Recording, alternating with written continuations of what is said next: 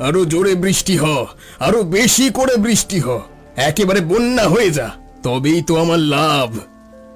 কেন কেন? বন্যা হয়ে গেলে তো ক্ষতি হবে।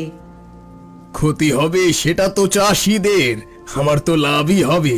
চাষিদের থেকে কম দামে ফসল নিয়ে বেশি দামে বিক্রি করব। চাষিরা তোমাকে কম দামে ফসল বিক্রি করে দেবে?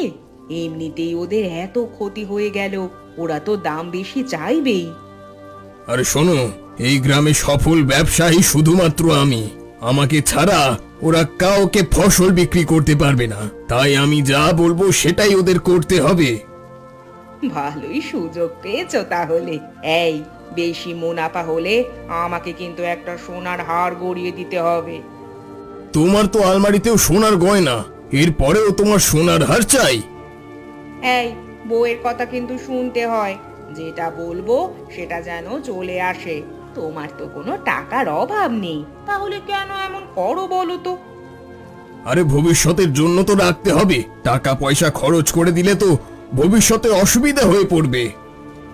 ধুর, তুমি তো ব্যবসা করছো, খাটাখাটনির তো কিছু ব্যাপার নেই। যে বয়স হলে করতে পারবে না, আর তোমার তো ভালো সুযোগ, কেন এমন করো বলো তো? জানি না বাপু। আচ্ছা আচ্ছা, তুমি রাগ করো না, আমি এনে দেব। তবে আগে দেখি চাষিদের থেকে কত টাকার ফসল কিনতে পারি, তারপর করে দেব।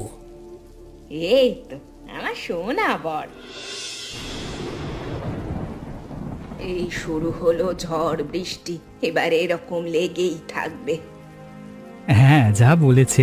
তবে আজকে ঝড় বৃষ্টি তা দেখে আমার খুব ভালো লাগছে। টানা 15 দিন প্রবল রোদ আর গরম, পুকুরের জলটা একেবারে শুকিয়ে গিয়েছিল। এবার একটু জল বাড়বে। হ্যাঁ, এবার মাছগুলো একটু স্বস্তি পাবে। বাবা, তোকে আর একটু ভাত দেবো রে? হ্যাঁ গো, হ্যাঁ দাও। আজকে আমি খুব আনন্দিত, জমিয়ে খাওয়া দাওয়া করব। আর কালকে একটু মাংস নিয়ে আসবো, ভালো করে রান্না করে দিও তো। আচ্ছা বাবা, আচ্ছা, সে নয় করে দেব। তবে অত খুশি হোস না, এই রকম বৃষ্টি যদি রোজ রোজ হতে থাকে তাহলে পুকুরের জল উপচে পড়বে, তখন সব চারাপোনা মাছগুলো চাষের ক্ষেতে ঢুকে পড়বে, বুঝলি? হ্যাঁ গো, ঠিকই বলেছ। তবে এইরকম বৃষ্টি হবে বলে মনে হয় না, কারণ অনেক দিন পর বৃষ্টি হচ্ছে বলে এত পরিমাণে হচ্ছে। আবহাওয়া কেউ বুঝতে পারে না, বুঝলি তো?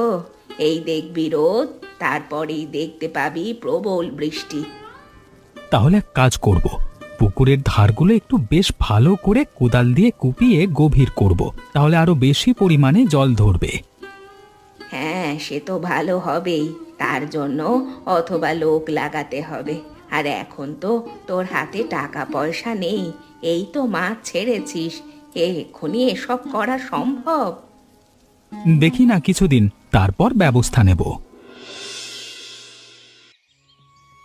হায় ওপরওয়ালা, এ আমার কি হলো?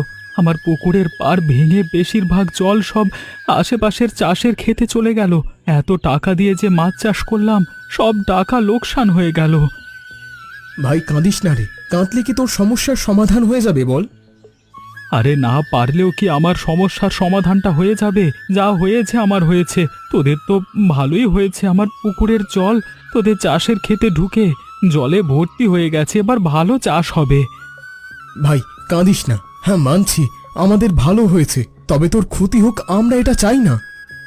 মোহন, আমাকে একটু একা ছেড়ে দে, আমার একদম ভালো লাগছে না। কালকে রাতে আমি কত আনন্দিত হচ্ছিলাম, ওপরওয়ালা আমার থেকে সেই আনন্দ কেড়ে নিয়েছে।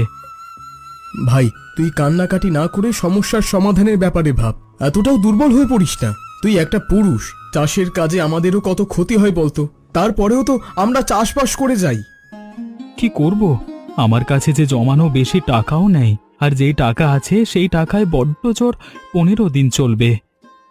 15 দিন মানে অনেক, 15 দিনের মধ্যে কত কি হয়ে যেতে পারে তুই জানিস? একটু খরচ কম করে সংসার চালা, একটু কষ্ট কর। আজকে আমি খুব আনন্দিত, জমিয়ে খাওয়া দাওয়া করব। আর কালকে একটু মাংস নিয়ে আসবো, ভালো করে রান্না করে দিও তো। আচ্ছা বাবা, আচ্ছা, সে নয় করে দেব।